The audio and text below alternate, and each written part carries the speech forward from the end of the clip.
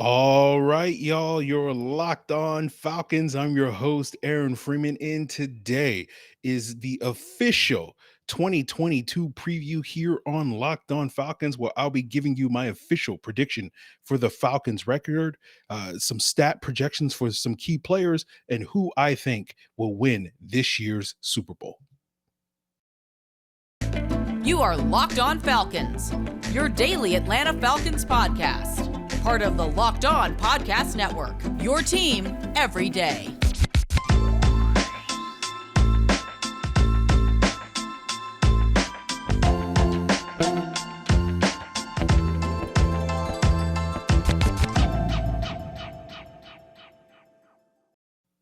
So, guys, you know me. I'm Aaron Freeman, aka Sirius Black, aka Mr. Drew, aka your very humble host of this Locked On Falcons podcast, your daily Atlanta Falcons podcast, part of the Locked On Sports Atlanta podcast family. And today's episode of Locked On Falcons is presented by Prize Picks. Prize Picks is daily fantasy made easy. Pick 2 to 5 players, and if they score more or less than their Prize Picks projection, you can win up to 10 times your money on your entry. First-time users can receive a 100% instant deposit match up to $100 with promo code Locked On. That's prizepicks.com, promo code Locked On.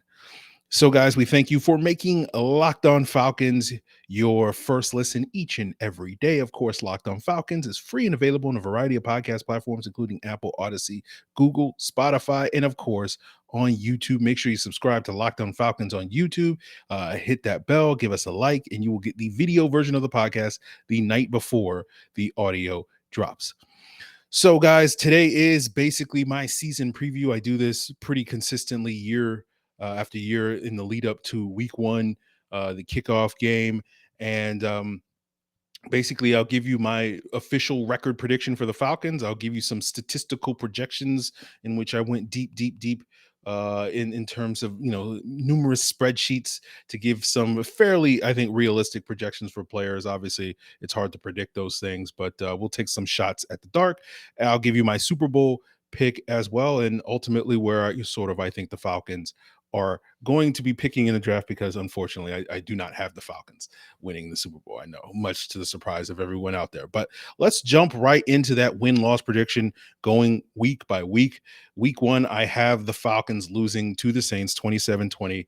Again, my head tells me that the Saints are a better football team and probably will win this game, but my heart tells me that the Falcons have a realistic chance of winning this game. So hopefully by the end of the week, my heart will sort of override my head in this sense, and I'll feel, the one time I can feel reasonably optimistic about this football team to win a game and pull off an upset may be this week one game. So by the end of the week, I might be willing to sort of flip that thing. Week two, I do have the Falcons losing on the road to the Rams 31-13. Week three, I have them getting their first win of the season on the road against the Seahawks by a score of 23-20. Week four, I get them getting their second win of the season at home, 25-17, the first of a handful of home wins for the Falcons. So I do have the Falcons starting off 2-2. And again, that Saints Browns games could be easily flip-flop in my mind if the Falcons can pull the upset here in week one. But then after that pretty solid start for the Falcons, I have them on a 3-game losing streak, first losing to the Bucs in week 5, 35-20. The 49ers 28-17 in week 6, and then the Bengals on the road 31-19. And at this point in time, the Falcons, I'm projecting to have a 2-5 record. And if you've been listening to me talk about this for the last several months, people have asked me sort of what does Mariota need to do in order to keep the job. And basically, I said they need to start the season 3-4 because if historically speaking, if you start a season 2-5, you have about a 6% chance of making the playoffs. And so at that point in time, I think it's like 18% if you start 3-4. So at least 3-4 gives you a I won't say realistic, but a decent chance of potentially getting hot, particularly with the soft schedule the Falcons have coming up. And so, based off of this 2-5 start, I do expect the Falcons to probably make the switch to Desmond Ridder at this point in time, something I've been predicting for several months. And then, Ridder's first start is a loss at home against the Panthers, 23-20. Then his second start is against the Chargers at home again, another loss, 32-13. But he gets his first win on Thursday night on the road against the Panthers, 27-20. Then he gets his second win against the Bears, 23-16. Then he loses to the Commanders, 26-25, probably some sort of last second heroics by Washington to pull off that 1-point win based off my prediction. And then the Steelers is another loss, 23-16. Then the Falcons have a week 14 bye, followed by a loss to the Saints on the road, 28-23, another loss to the Ravens, 31-16 in week 15. Then the Cardinals lost, another close one, but the Cardinals squeaked by with a 24-21 win against the Falcons in week 17. And then that's wrapped up with a week 18 win against the Tampa Bay Buccaneers, 25-24, where the Bucs, having secured the number 1 seed, basically rest their starters for that game, and the Falcons are able to pull off the upset there. So obviously I have the Falcons finishing 5-12. Based off of this finish, I have the Falcons with the 6th overall draft selection in the 2023 draft class based off of my projections for the rest of the league. And we'll get into sort of my playoff teams later in the episode. The Falcons will wind up with the 7th hardest schedule in the NFL this year. And that's part of the reason why I have the team, quote unquote, underachieving, and underachieving based off of their point differential that I'm projecting based off of these scores. I have the Falcons scoring 346 points and giving up 436 points. That would give them a point differential and an expected win total based off of that point differential of about 6.2 wins. I do have them going 5-6 in one score games this year, but the 346 points scored based off of 2021 results would have been the 21st best offense in terms of scoring points, and the 436 points allowed based off of last year would have been 26 defense in points allowed. So that's kind of where the ballpark, I kind of feel like the Falcons in the upper 20s on the offensive side of the ball and in the mid to lower 20s when it comes to the defensive side of the ball this upcoming season. So we will continue today's episode getting into some of those statistical projections, talking about how many yards does Desmond Ridder have starting the last 10 games of the season, how many yards and touchdowns does Kyle Pitts have, does he get more than one? We'll get into all of that and sort of how many sacks the Falcons have on defense with this 26th ranked defense headed into the season. We'll get into all of that as we continue today's episode, guys. But before we get there, I do want to tell you about Prize Picks, a new fun way to play daily fantasy. All you got to do is pick 2 to 5 players, and if they score more or less than their Prize Picks projections, you can win. I already have put in my entries for week 1, feeling that heart optimism that I talked about earlier. I have Kyle Pitts getting more than 55.5 receiving yards. I have Marcus Mariota getting more than 210.5 passing yards, and I also have Josh Allen having more than 275.5 passing yards in the Thursday night kickoff opener. And the good thing about Prize Picks is I'm not competing against other people. It's just me versus the projections, and they offer projections on the NFL, NBA, MLB, NHL, PGA, college football, and so much more. Prize Picks is safe, fast, and easy. Currently in operation in over 30 states in the U.S. and Canada. All you got to do is download the Prize Picks app or go to prizepicks.com, sign up for Play Daily Fantasy. First-time users can receive a 100% instant deposit match up to $100 with the promo code Locked On. That means if you deposit $100, Prize Picks will match it with another $100. So don't forget to use that promo code Locked On, LOCKEDON, at sign up for that instant deposit match. So, guys, as we continue today's episode, I want to thank everyone that makes Locked On Falcons their first listen, and I always like to recommend Locked On Sports Atlanta as your second listen, where you can find 3 shows with 4 hosts breaking down not only local sports, but also national sports. That's A to Z with Mark Zinno, Hitting Hard with John Chuckery, and ATL Day Ones with Jarvis Davis and Tanisha Batiste. Locked On Sports Atlanta is, of course, free and available on all the same podcast platforms that you're listening or watching Locked On Falcons, including on YouTube. And if you check out Locked On Sports Atlanta on YouTube, you will also be able to check out the Locked On Braves postcast and the Locked On Falcons postcast, where Jarvis Davis and I will be coming at you live minutes after each and every Falcon game this season to break down, who stood out, who didn't stand out. So make sure you subscribe to Locked On Sports Atlanta on YouTube to check that out live each and every Sunday. So let's get into my statistical projections. And of course, with Desmond Ridder starting 10 games, I do have him winding up with the lead in passing. I have him finishing with 2,461 yards, 13 touchdowns, and 11 interceptions, a completion rate of 61%, a passer rating of 81, and an adjusted net yards per attempt of 5.28. And don't worry, as I throw all these numbers at you, I will post all of these stats on the Locked On Falcons Twitter, so you can peruse this at your leisure if all of this is going over your head. So you can, if you're a visual learner than an audio learner, you can look at these numbers that I wind up posting on Tuesday. But I do have Marcus Mariota with 1,756 yards passing, 8 touchdowns, 5 interceptions, 62 completion percentage, 87 passer rating, and an adjusted net yards per attempt of 5.75. So Mariota does put up better numbers, but unfortunately, the team just can't win. And the Falcons decide, you know what, playoffs chances are out of the way. Let's give Ridder those starts. So, don't let anybody tell you that I think Mario is going to be bad. He's just going to be, basically like league average, basically is my projection, which is fine from what he's expected to be, in my opinion. But, I know other people have differing opinions. But let's talk about the overall passing game in terms of their overall efficiency. Those two guys combined for a passer rating of 83, which would have finished about 28th in the league last year, and adjusted net yards per attempt of 5.44, which would have been about 23rd most efficient passing team in the league last year. And a lot of that is due to the fact that I do have the Falcons offensive line giving up 54 sacks this year. Mariota gets sacked 26 times. Ridder gets sacked 28 times. 54 sacks would have been the 4th highest in the league a year ago. I do have the Falcons generating 61 explosive plays, which would have been tied for 17th last year. So they do become a lot more explosive this season with those explosive plays. When it goes to the running game, I do have Cordarrelle Patterson leading the team in rushing with 566 yards on 149 carries and 4 touchdowns. Tyler Algier is number 2 with 493 yards on 125 carries and 5 touchdowns. I do have Kyle Pitts leading the team in receiving with 81 catches on 130 targets and over 1,000 yards, 1,081 yards and 5 touchdowns. So Pitts does get into the end zone on American soil at some point this year. Drake London is number 2 with 60 catches, 101 targets, 817 yards, 5 touchdowns. Cordarrelle Patterson finishes 3rd on the team with 56 catches, 554 yards, 4 touchdowns receiving.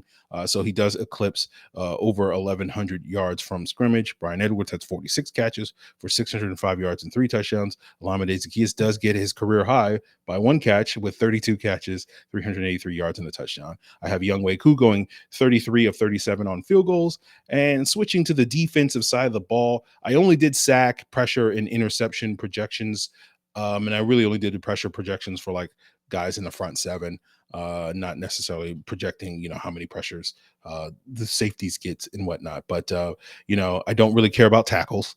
Basically I stopped being like, okay, I'm not going to pay any attention to tackles anymore after I read an article back in the day. I think it was on Pro Football Spot, where someone was writing about Paul Warlow and comparing him favorably to Bobby Wagner and Luke Kuechly because he got comparable amount of tackles. And I'm like, okay, anytime I see someone talking about tackles, my eyes are going to glaze over. So I did not even waste my time trying to project tackles in that regard. But I do have the team collectively finishing with 26 sacks this year, which would have put them in last place still last year.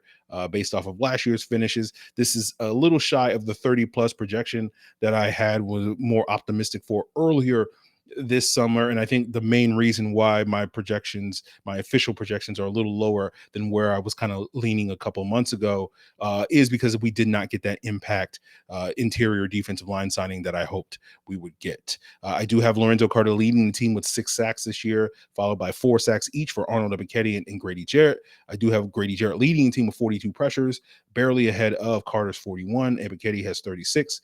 Ade Ogundeji adds 20 pressures, followed by Rashaan Evans' 17 pressures to round out the top 5. Again, it's harder for me to project bigger numbers than this without that sort of secondary interior pass rush. I do have Taquan Graham with 12 pressures and a sack, and Anthony Rush with 6 pressures and a sack. But if you recall, when we were talking about Eddie Goldman back in July, I was sort of projecting him as a sort of median number for him of being about 20 to 25 pressures and two or so sacks. And without having that reliable interior pass rusher to be the fourth guy in this Falcons rotation, it's I think the Falcons going to have to rely a lot more on blitzing more. And I think that will lead to a lot more players getting sacks, but unfortunately, they won't be racking up huge numbers. I do have 13 different players projected to get a sack for the Falcons, but unfortunately, only 8 of those 13 guys only get one sack a piece. I do have, in terms of interceptions, Jalen Hawkins leading the team with 3 interceptions this year. AJ Terrell, Casey Hayward, and Richie Grant will have 2 each this year. I do have D. Alford, Isaiah Oliver, Rashawn Evans, Michael Walker, and Lorenzo Carter each having 1 interception this year.